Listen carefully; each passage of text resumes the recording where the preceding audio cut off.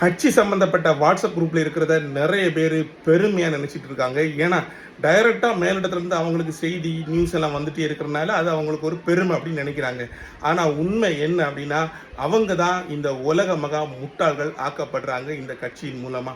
எப்படின்னா, ஒருத்தங்க இந்த வாட்ஸ்அப் குரூப்ல சேரும்போது அவங்களுக்கு வர்றது டைரக்ட் மெசேஜ் அது உண்மை அப்படின்னு நம்புறாங்க. ஆனா உண்மை என்னன்னா, மற்ற கட்சிகளை பற்றி அவதூறு பரப்பவும் மற்ற கட்சி தலைவர்களை பற்றி பொய்யான தகவல்களை பரப்பும் தான் இப்படிப்பட்ட வாட்ஸ்அப் குரூப்கள் அதிகமாக பயன்படுத்தப்படுது.